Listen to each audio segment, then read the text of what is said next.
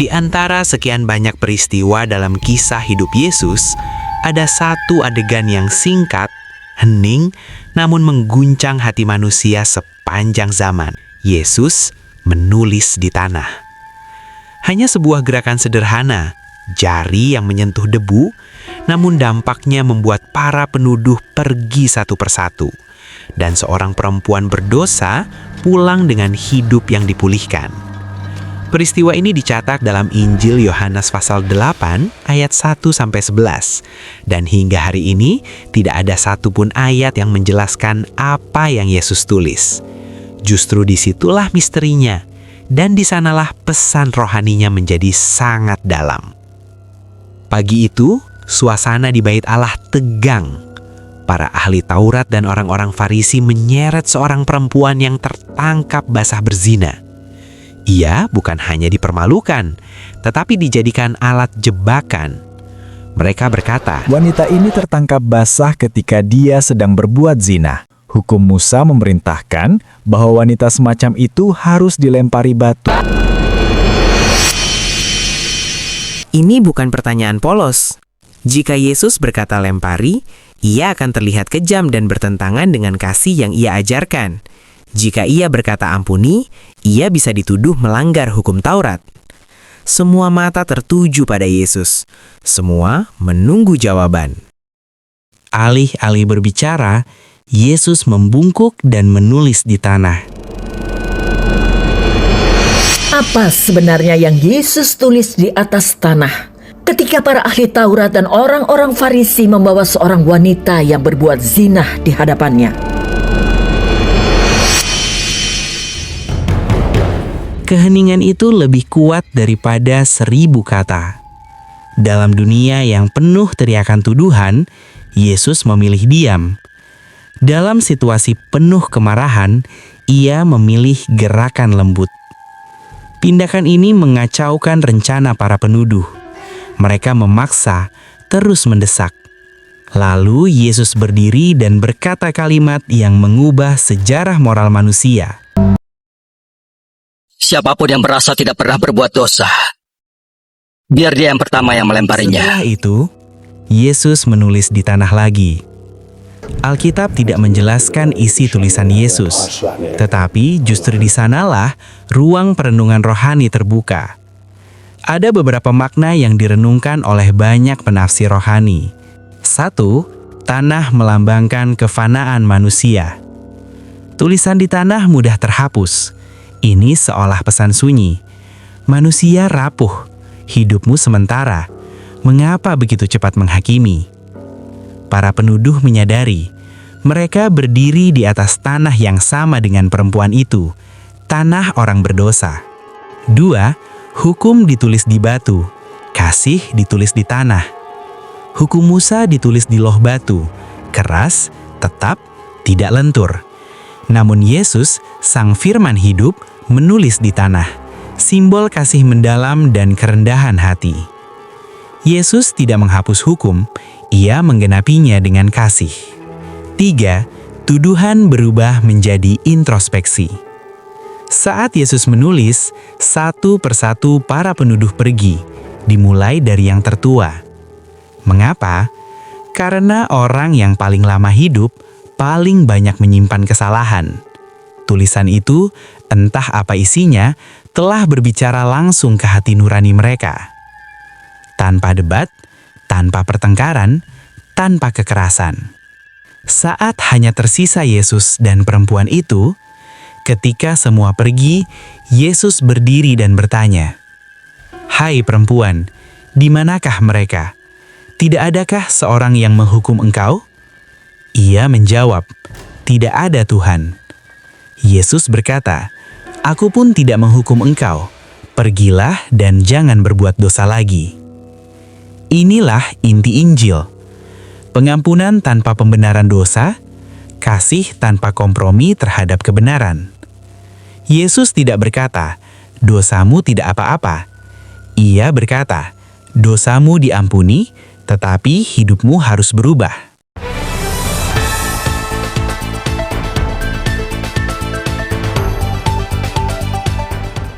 Hari ini kita mungkin tidak memegang batu secara fisik. Namun berapa sering kita melempar batu lewat kata-kata, komentar, dan penghakiman. Kita cepat menunjuk kesalahan orang lain, namun lambat menulis kejujuran di tanah hati kita sendiri. Yesus masih menulis di tanah, bukan untuk memalukan, tetapi untuk menghentikan siklus kebencian. Ia mengingatkan kita bahwa keadilan tanpa kasih melahirkan kekerasan kasih, tanpa kebenaran melahirkan pembenaran dosa, tetapi kasih dan kebenaran bersama-sama melahirkan pemulihan. Tulisan Yesus di tanah mungkin telah lama terhapus oleh angin dan langkah kaki manusia, namun pesannya tidak pernah terhapus dari sejarah iman. Ketika dunia ingin menghukum, Yesus mengundang pertobatan. Ketika manusia ingin menjatuhkan, Yesus memilih menyelamatkan. Dan ketika kita menunggu jawaban keras, Yesus justru menulis dalam diam, langsung ke hati. Karena terkadang, pesan paling kuat bukan yang diucapkan keras, melainkan yang ditulis pelan di tanah hati manusia.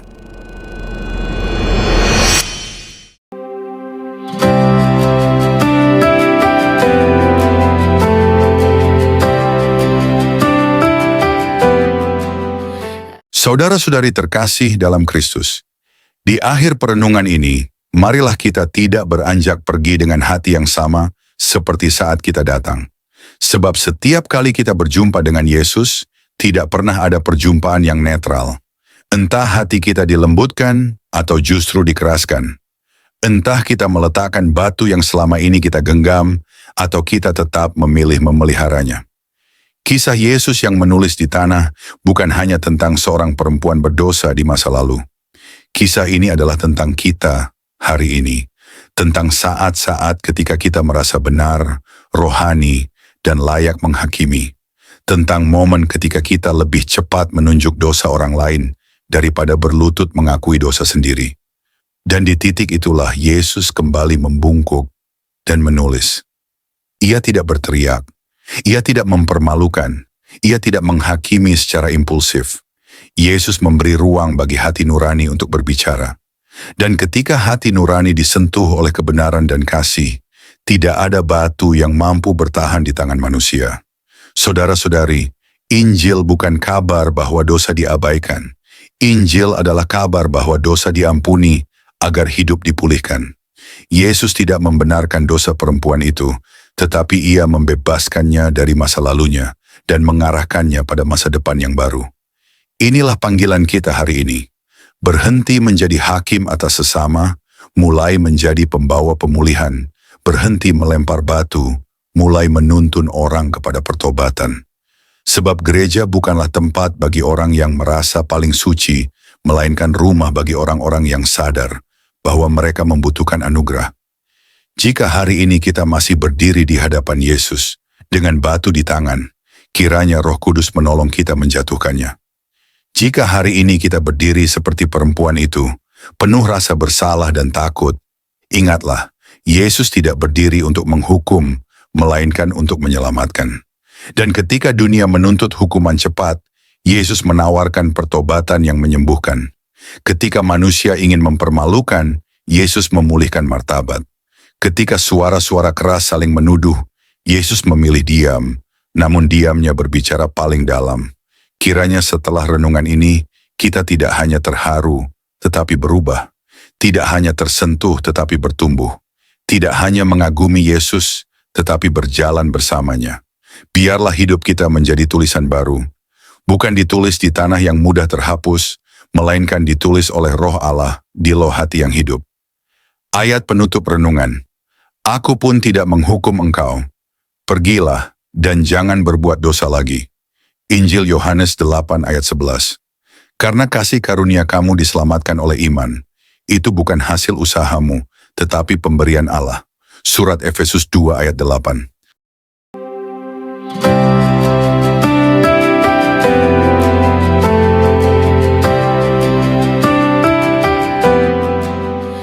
Mari kita berdoa. Terima kasih Tuhan Yesus atas firman-Mu yang kami dengar pagi ini. Firman yang menghidupkan, menguatkan, dan menuntun langkah kami dalam menghadapi hari yang baru. Kami bersyukur karena Engkau tidak pernah membiarkan kami berjalan tanpa arah. Engkau berbicara, Engkau menegur dengan kasih, dan Engkau meneguhkan kami lewat setiap ayat yang telah Engkau bukakan pagi ini. Terima kasih untuk hadirat-Mu yang begitu nyata. Bahkan dalam kesunyian pagi, kami merasakan bahwa Engkau dekat. Engkau menyentuh hati kami yang mungkin sedang letih, kecewa, atau kehilangan semangat. Engkau mengangkat wajah kami yang tertunduk dan memberi harapan bahwa kami tidak sendiri. Tuhan Yesus, kami tahu bahwa hari ini bukan sekadar rutinitas biasa. Hari ini adalah kesempatan baru, lembaran baru, dan anugerah yang Engkau percayakan kepada kami. Itulah sebabnya kami ingin memulai hari ini dengan berserah sepenuhnya kepadamu. Bukan hanya langkah kami, tetapi juga hati kami, pikiran kami, rencana kami, dan seluruh hidup kami. Ajari kami untuk tidak hanya mendengar firman-Mu lalu melupakannya, tapi tolong kami untuk menghidupi setiap kebenaran yang telah kami dengar. Berikan keberanian untuk taat, hati yang lembut untuk menerima teguran, dan kerinduan untuk makin dekat kepadamu hari demi hari. Jika hari ini kami harus menghadapi tekanan, berikan kami kekuatan untuk tetap berdiri teguh. Jika hari ini ada keputusan besar yang harus diambil, berikan kami hikmat dan kepekaan untuk mendengar suara-Mu. Dan jika hari ini kami harus menghadapi orang-orang yang sulit, ajari kami untuk tetap mengasihi dengan kasih Kristus yang lembut dan sabar. Kami juga berdoa, Tuhan, untuk setiap pribadi yang pagi ini mungkin berdoa dalam diam sambil menangis, yang memikul beban berat, yang sedang merasa tak sanggup melanjutkan. Tuhan, jamahlah mereka, berikan pelukan kasih-Mu yang memulihkan, berikan penghiburan dari Roh Kudus yang menenangkan, bangkitkan kembali semangat hidup mereka, dan nyalakan kembali api iman yang mungkin mulai padam. Bagi yang sedang sakit, kami minta kesembuhan-Mu. Bagi yang sedang berduka, berikan kekuatan surgawi. Bagi yang sedang menantikan jawaban doa, Tuhan tolong bukakan jalan. Engkau tahu isi hati setiap anak-Mu. Tidak ada yang tersembunyi di hadapan-Mu. Dan kami percaya, Engkau tidak akan mengecewakan orang-orang yang berharap kepadamu. Tuhan Yesus, jagalah mulut kami agar tidak menyakiti. Jagalah pikiran kami agar tidak menyimpang. Jagalah hati kami agar tetap bersih di hadapan-Mu. Biarlah setiap langkah kami hari ini dipenuhi kasih dan kebenaran. Dan apapun yang kami kerjakan, biarlah semua itu mendatangkan kemuliaan bagi nama-Mu. Kami juga menyerahkan orang-orang yang kami kasihi ke dalam tangan-Mu. Lindungi keluarga kami, berkati pekerjaan mereka, kuatkan iman mereka, dan jadikan mereka saksi-Mu di tengah dunia ini. Teguhkan kami sebagai satu rumah tangga yang dibangun di atas dasar firman Tuhan. Kami berdoa juga untuk gereja-Mu, para pemimpin rohani, dan semua hamba-hamba Tuhan yang Kau panggil melayani. Berikan kekuatan baru bagi mereka, hikmat yang segar, dan hati yang terus melekat kepadamu. Bangkitkan gereja-Mu Tuhan, agar menjadi terang yang bersinar di tengah kegelapan zaman. Akhirnya Tuhan, kami ingin berjalan hari ini dengan langkah yang ringan. Bukan karena hari ini akan mudah, tapi karena kami tahu Engkau berjalan di depan kami. Engkau menyertai kami dengan kuasa-Mu. Engkau meneguhkan kami dengan kasih-Mu. Dan Engkau memberi damai yang melampaui segala akal. Terima kasih Tuhan Yesus atas firman-Mu yang menguatkan pagi ini. Kami akan melangkah dengan penuh harapan dan sukacita, karena kami tahu Tuhan yang kami sembah adalah setia, penuh kasih, dan tidak pernah meninggalkan kami. Kami serahkan seluruh hari ini ke dalam tangan-Mu yang perkasa. Dalam nama Tuhan Yesus Kristus, kami berdoa dan mengucap syukur. Amin.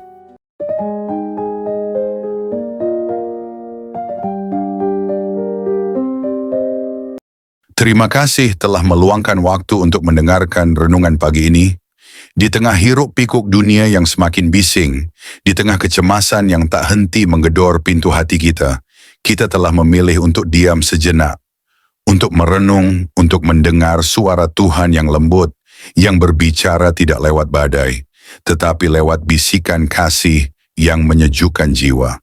Biarlah setiap firman yang telah kita dengar hari ini menjadi pelita bagi kaki kita dan terang bagi jalan kita. Jangan hanya menjadi pendengar yang baik, tetapi jadilah pelaku firman. Sebab hanya mereka yang melakukan kehendak Bapa yang akan bertahan ketika dunia digoncang. Hari ini mungkin kita tidak tahu apa yang akan kita hadapi. Mungkin ada tantangan, mungkin ada air mata. Tetapi satu hal yang pasti, Tuhan tidak pernah berubah. Kasih-Nya tetap sama, kuasa-Nya tidak berkurang, dan rencananya atas hidupmu tidak pernah gagal. Maka melangkahlah dengan iman, bukan dengan rasa takut. Tinggikan Yesus di setiap keputusanmu, dan ingatlah bahwa kamu bukan sendiri. Surga memperhatikanmu, malaikat berjalan di sekelilingmu, dan Roh Kudus diam di dalam hatimu, memberi penghiburan, penguatan, dan arahan setiap waktu. Sampai kita bertemu kembali dalam renungan yang akan datang, tetaplah haus akan kebenaran, tetaplah rendah hati di hadapan Tuhan, dan tetaplah menjadi terang di tengah dunia yang gelap. Selamat pagi. Selamat menjalani hari bersama Yesus. Tuhan Yesus memberkati.